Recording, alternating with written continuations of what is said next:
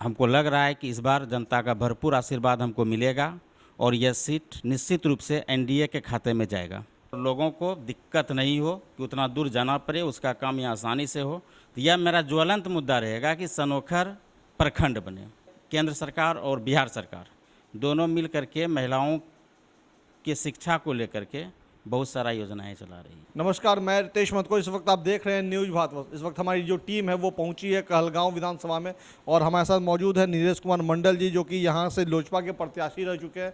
हालांकि मैं आपको बता दूं कि पिछले दफ़ा जो इनको वोटों की जो संख्या थी वो 43,000 थी, और वहीं विपक्ष की हम बात करें सदानंद सिंह की, जो कि कांग्रेस के हैं, और उनकी जो संख्या थी वो 64,000 थी। तो सबसे पहले हमारे चैनल में आपका स्वागत है। तमाम जनता के विषय में हम एक सवाल ये पूछना चाहते हैं कि सर, जो वोटों की जो संख्या थी तो वो कुछ ज़्यादा कम नहीं था, और आपने भी एक अच्छे तरीके से लीड किया। इस बार फिर से विधानसभा चुनाव आ रहा है 2020 को, और सबसे बड़ी बात है कि कोरोना काल में बहुत ऐसी चीज़ें हो गई हैं, जैसे डिजिटल रैली कल हुआ है, अमित शाह ने किया है, और आप लोग भी एनडीए की समर्थक में है। चिराग पासवान आपके नेता माने जाते हैं, तो वो लोग भी इस चीज़ को समर्थन दे रहे हैं। इस बार सर रणनीति जो है आपकी, चूँकि जनता में आपने इस बार कोरोना काल में काफ़ी कुछ अच्छा काम किया, लोगों के बीच में जाकर उनकी मदद पहुँचाई है। इस बार क्या लगता है सर आपको जनता के बीच? देखिए, पहले भी हमारे जो माननीय प्रधानमंत्री नरेंद्र मोदी हैं वह डिजिटल इंडिया की बात कर चुके हैं, और उसी का हम लोग भरपूर यूज़ करेंगे। सोशल मीडिया हो गया, आपका जैसे न्यूज़ चैनल हो गया, अखबार हो गया, उसके माध्यम से हम लोग अपनी बात को पब्लिक तक पहुंचाएंगे, आम जनता तक पहुंचाएंगे, और उससे फिर वोट मांगेंगे। सदानंद सिंह जी काफ़ी लुभावने वादे भी कर रहे हैं अपनी जनता को लेकर के, क्या कुछ कहेंगे इसको लेकर के? देखिए, वह इस बार जो विधायक बने हैं वह 9वीं बार विधायक बने हैं, 45 साल से विधायक हैं। ऐसा नहीं कहते हैं कि वो कुछ नहीं किए हैं, लेकिन इतने समय में जितना कुछ होना चाहिए कहलगांव विधानसभा में वैसा कुछ दिखता नहीं है। जैसे कि आप देख लीजिए, NH80 का जर्जर स्थिति है, या कहलगांव विधानसभा में बहुत ऐसा रोड है। जैसे एक रोड आप जाइएगा जयखूट के पास से, नदियामा मोड़ के पास से, जो कि जाता है आपका गोराडी तक, वह रोड की स्थिति बहुत ही जर्जर है, जिसको कि बनना बहुत आवश्यक है, लेकिन उन्होंने इन सब चीज़ों पे कुछ काम नहीं किया। वह हमेशा स्थानीय राजनीति में अपना दिमाग लगाते रहे कि कोई हमसे ऊंचा नहीं हो सके, कोई हमसे ऊपर नहीं जा सके। मतलब विकास पे बहुत कम ध्यान रहा है उनका। जनता से इस बार आपसे काफ़ी कुछ उम्मीद की है, क्योंकि कोरोना काल में आपने काफ़ी कुछ मदद किया जनता के बीच में जाकर के, तो इसका फलस्वरूप से जनता आपको कहाँ ले जाएगी? निश्चित जनता का आशीर्वाद मेरे साथ रहेगा। राजनीति है, यह तो हम नहीं कहेंगे कि मेरी जीत तय ही है, लेकिन हाँ, इतना श्योर है कि इस हारने के बाद भी 5 साल हम अपने क्षेत्र में बने रहे, जनता के साथ बने रहे, और हमको लग रहा है कि इस बार जनता का भरपूर आशीर्वाद हमको मिलेगा और यह सीट निश्चित रूप से एनडीए के खाते में जाएगा। एक हमारा सवाल है सर कि अगर इस बार चुनकर आप आते हैं और जनता आपको स्वीकार मनाती है, आपने विधानसभा के चुने हुए विधायक जाने जाते हैं, तो आपके ऐसे कितनी सारी चीज़ों को ब्लूप्रिंट बनाया, लिस्टिंग किया है, जो अपने विधानसभा में आप आगे जाके काम करना चाहेंगे? अगर हम विधायक बनते हैं तो उसके लिए मेरे पास ब्लूप्रिंट है अपने विधानसभा के लिए। और सबसे पहला मुद्दा है जो कि मेरे अधिकार में नहीं है, फिर भी इसको हम निश्चित रूप से उठाएंगे, और यह मुद्दा है आपका NH80 की जर्जर स्थिति, जो भागलपुर से मिर्ज़ा चौकी के बीच का है।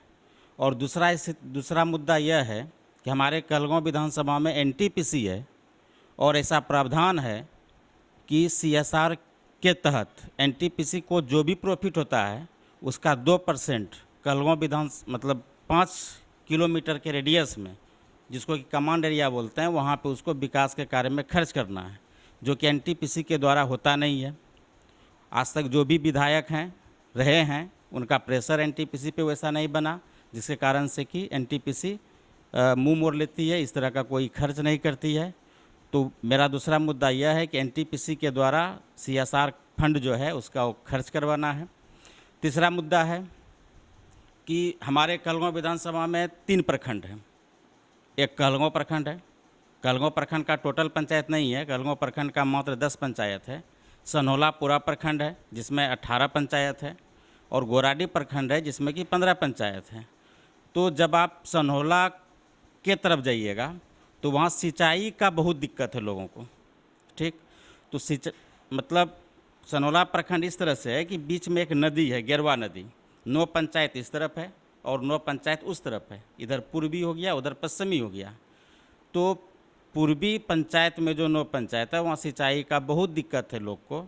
तो सब मेरा प्रयास रहेगा कि वहाँ पे बोरिंग वगैरह हो, हैवी बोरिंग हो, ताकि वहाँ किसान को सिंचाई का पर्याप्त सुविधा मिले। और एक समस्या है कि इधर जो नो पंचायत है और उधर वाला जो नो पंचायत है नदी के उस पार, तो सनहौला प्रखंड का मुख्यालय उस तरफ है। तो इस तरफ जो नो पंचायत का आदमी है इसको लगभग 40 किलोमीटर घूम करके प्रखंड मुख्यालय जाना पड़ता है। तो मेरा यह भी प्रयास रहेगा कि इधर सनोखर जो है, जिसको सनोखर मंडल हम लोग कहते हैं, कि सनोखर मंडल भी प्रखंड, सनोखर मंडल को भी प्रखंड का दर्जा मिले, ताकि यहाँ का भी प्रशासनिक व्यवस्था, पुलिस व्यवस्था सुचारू रूप से चले और लोगों को दिक्कत नहीं हो कि उतना दूर जाना पड़े, उसका काम यहाँ आसानी से हो। तो यह मेरा ज्वलंत मुद्दा रहेगा कि सनोखर प्रखंड बने। तो जिस तरह से देखा जाता है कि बीजेपी का जो नारा है बेटी बचाओ बेटी पढ़ाओ, तो वैसे में सर यहाँ पे महिलाओं के शिक्षक की भी काफ़ी आवश्यकता है, उसके लिए सर आपने क्या कुछ सोचा है? महिलाओं की शिक्षा को लेकर सर, महिलाओं की शिक्षा को लेकर के, लड़कियों की शिक्षा को लेकर के, क्योंकि आज के डेट में बहुत सारे लोग हैं कि ऐसा कि गांव में कम उम्र में उनकी शादी कर दी जाती है, उन्हें लोग पढ़ाया नहीं जाता है। तो आगे अगर प्रतिनिधि के रूप में आप चुने जाते हैं, विधायक के रूप में, तो यहाँ पे जो इस कहलगांव में शिक्षा को जो अनुरूप देना है उसको सर सरकारी विद्यालयों को, ITI कॉलेज वगैरह, ये सब सर इसके लिए आपने क्या कुछ सोचा है? इसके लिए आपको हम बता दें कि हम राजनीति के साथ साथ शिक्षा जगत में भी हैं। मेरा बहुत बड़ा इंस्टीट्यूट चलता है STS एम्बिशन ग्रुप, जो +2 साइंस के लिए, और ख़ुद मैं एक टीचर भी हूँ, केमिस्ट्री पढ़ाता हूँ। तो शिक्षा से मेरा तो लगाव है ही, और जितना भी आपका हाई स्कूल है उसका जो मतलब चेयरमैन होता है वो आपका विधायक ही होता है। तो अगर हम विधायक बनते हैं तो निश्चित रूप से चेयरमैन हम रहेंगे हाई स्कूल का। तो जब शिक्षा से मेरा लगाव है तो मेरा कोशिश रहेगा कि शिक्षा का स्थिति बहुत ही अच्छा हो। और अब हम आपको ले जाते हैं हमारे माननीय मुख्यमंत्री नीतीश कुमार की तरफ, कि 2005 में आप शिक्षा की स्थिति को देखिए, खास करके महिलाओं की शिक्षा की स्थिति, और फिर अभी देखिए आपको बहुत अंतर मिलेगा। और अभी आप देखिए कि गांव की लगभग लड़कियां आपका मैट्रिक पास कर रही है, इंटर कर रही है, ग्रेजुएशन कर रही है, और अब आपको बिरले ऐसा देखने के लिए मिलेगा कि लड़की लोग का कम एज में शादी होता है, क्योंकि सरकार के द्वारा ऐसा बहुत सारा स्कीम चला दिया गया है कि गार्जियन आराम से अपनी बेटी को भी आराम से पढ़ा सकता है। जैसे कि आप अगर किसी की भी लड़की हो, अगर मैट्रिक में फर्स्ट क्लास करती है, फर्स्ट क्लास क्या सेकेंड भी करती है, तो सरकार की तरफ से उसको प्रोत्साहन राशि दिया जाता है 10 या 15 हज़ार के आसपास। और यदि आप ग्रेजुएशन में एडमिशन लेते हैं तो फिर आपको 25,000 रुपया मिलेगा। फिर आप शादी के लिए भी बहुत सारा स्कीम चला हुआ है केंद्र सरकार के तरफ से, कि आप अभी से ही कुछ कुछ पैसा डालते जाइए महीना महीना, और शादी का जब टाइम पूरेगा तो एक बार में आप उतना पैसा निकाल सकते हैं। तो इस तरह से केंद्र सरकार और बिहार सरकार दोनों मिल करके महिलाओं की शिक्षा को लेकर के बहुत सारा योजनाएं चला रही है। अभी आप सुन रहे थे नीरज कुमार मंडल जी को, काफ़ी खूब कहा इन्होंने कि 9 टर्म से जो सदानंद सिंह जो विधायक हैं, अगर कोई एक व्यक्ति लगातार 9 साल से किसी क्षेत्र में विधायक रहे तो उस विधानसभा की जो रंग और रूप है वो काफ़ी कुछ अलग होती, लेकिन ऐसा कुछ भी देखने को नहीं मिला। और सबसे बड़ी अहम समस्या जो इन्होंने बताया कि यहाँ पे जो सड़क की जो समस्या है वो काफ़ी दिनों से है और इसमें कोई सुझाव नहीं आया। और भी काफ़ी इन्होंने गतिविधि बताई कि अगर ये जीत के आते हैं तो इन्होंने किस तरह का ब्लूप्रिंट बनाया है अपने विधानसभा क्षेत्र में, काफ़ी कुछ इन्होंने बताया। अब देखने वाली ये बात होगी कि पिछले दफ़ा इन्होंने काफ़ी कड़ा टक्कर दिया था सदानंद सिंह को, इस बार इन्हें जनता कहाँ तक ले जाती है, और सरकार बनने के बाद इनके मन में जो पूरा है करने का इनका हौसला जो है वो काफ़ी मजबूत है। तब तक तमाम खबरों के लिए बने रहें हमारे साथ। मैं तेज महतो, न्यूज़ भारतवर्ष,